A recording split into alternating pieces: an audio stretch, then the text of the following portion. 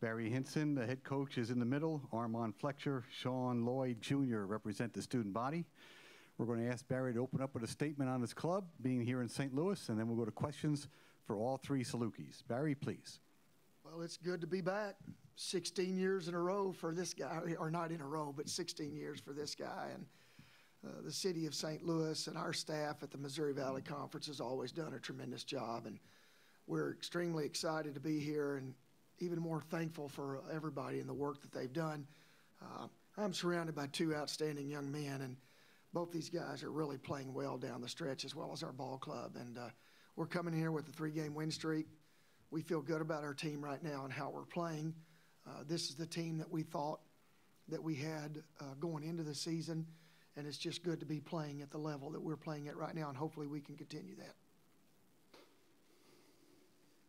Barry, we heard at lunch today you're the second longest tenured coach in Valley history, so congratulations on that. But so you've been around the Valley quite a bit, going back to your time at Missouri State with several NCAA tournament snubs. How undervalued is the Valley and just mid-majors in general by the tournament selection committee? We're gonna start it like that. Oh, boys. You want to get me wound up right off the bat. No, we're trying to make Sports Center right away, aren't we? Oh, how do I answer that question? You know, I've been fortunate, I really have, to be at the highest level you can be at. And I've been fortunate to be at what I would consider the highest level of a mid-major that you could possibly be at.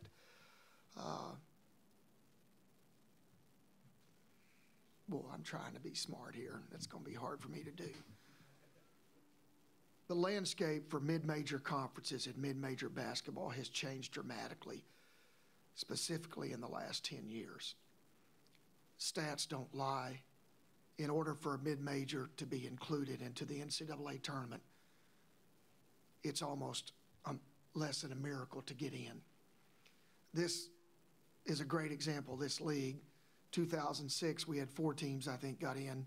I know 4 teams. 1 team didn't get in with a 21 RPI. We had multiple bids coming out of this league, and that's not the case anymore. And it's not the case for any mid-majors. There's 5 power conferences, Power 5, and then there's 2 conferences right behind them that act like they're Power 5s and continue to call the Power 7s. But I think the mountain is getting harder and harder to climb for mid-majors. And there's only one answer to the equation. And the answer is you have to expand the tournament.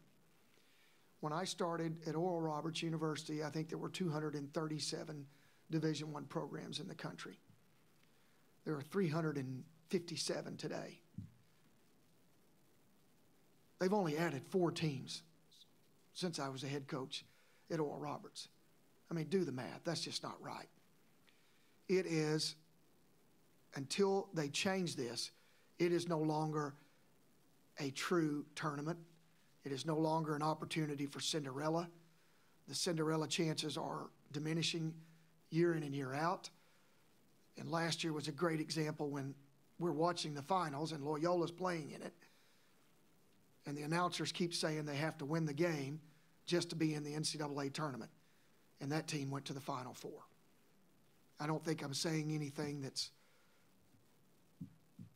would take Einstein to figure it out. I'm very biased. I'm very passionate about the mid-majors. I was very passionate about when I was at Kansas. But it is simply weighted, and it is not weighted in the direction of mid-majors. Was that politically correct enough? Huh? I didn't even use one bad word. Not bad, not bad. Go ahead. Armand, this is for you. Just talk about being able to play close to home one last time and what this tournament means to you. You know, this tournament means a lot. I've been here for 5 years, and you know, to wait to end the season, coming back home and playing in front of family members is always fun.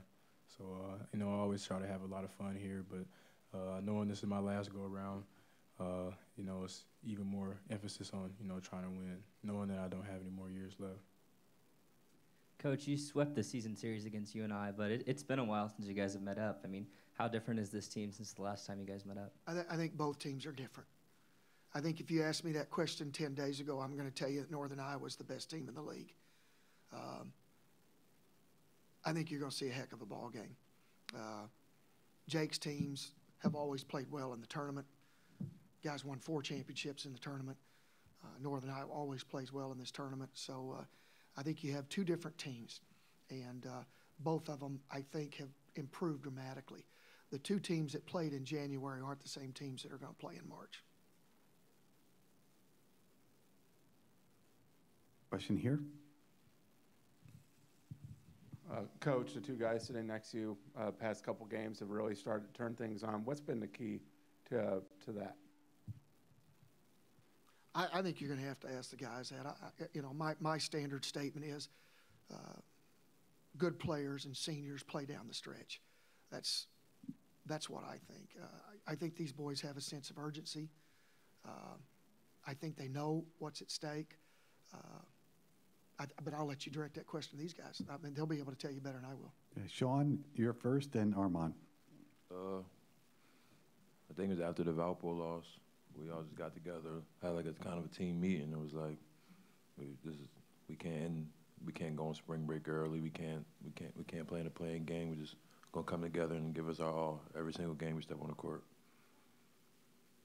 Like Sean was saying, it was just us, pretty much just, bearing down and figuring things out on ourselves individually, and then coming together as a collective group and putting it all together.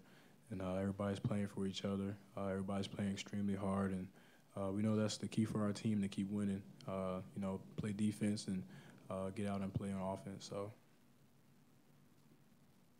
Coach Henson, you had 2 players named on the Scholar Athlete team. What does it mean to you personally and also your successes for the program? Armand, you want to tell them what I said yesterday? He was saying that he would rather have, guys making on the Scholar team or whatever, and more than a player making Player of the Year or first team All Defense or like stuff like that. So he values the schoolwork over the athleticism. I cried when Marcus Bartley was named Academic All-American. That's a big deal to me. That's a big deal.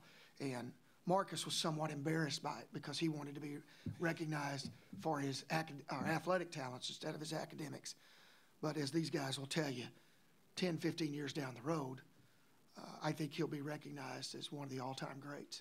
And there's only one award that we would like to hold up at the end of this, and that's a team award, and it's always been that way. I'm proud of these guys. I always recognize them. I've got Armand's second team plaque back in the hotel room, and I look forward to giving it to him, but individual stuff has never meant a lot to me except in the world of academics, and I'm really proud of Aaron, and I'm really proud of Marcus, and I'm hoping Marcus can be a 2-time Academic All-American, and I'll cry twice.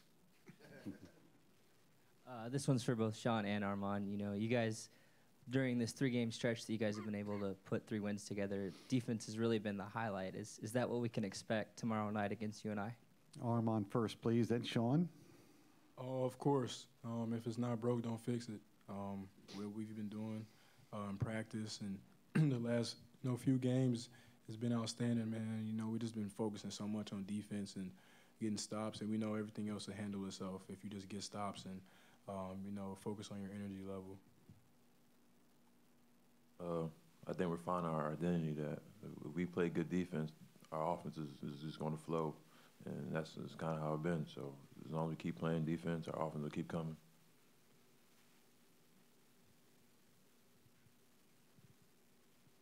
Anything else for the Salukis? Yes, in the back. Coach Henson, you've been at this tournament a lot. How different does the field feel this year? Just how the regular season went, and now the way the seedings turned out, and how wide open it feels. Is it that wide open this year? I don't think there's any question. I mean, we've got a team that was picked second playing in the play-in game. And how would you like to play that team as your first game? So, yeah, my wife's driving me nuts right now. I don't mind telling you that, but it's a pretty just pretty constant doing that. But she just kept saying, I don't want to play them. I don't want to play them. And I just said, well, who do you want to play? I don't know. And I said, well, exactly. And I mean, who would you want to play? I mean, there's a team in the playing game that swept us. Let me figure it out. So 10 coaches on Monday went into the practice, and every one of them stood at midcourt and gave the exact same speech. We all have a chance. We all have a chance. And Sunday we're going to find out who that team is, but that team started on Monday saying that exact same thing. So I think you're going to see. I think you're going to see. In my 16 years, I can't fathom a better tournament written on paper before it started than this one. Maybe 2006, maybe. But man, the parity throughout the year has been remarkable. And congratulations to you guys. What a great year. Thank you, gentlemen. Okay. Best of luck. Salukis and Panthers, 8:30 Friday.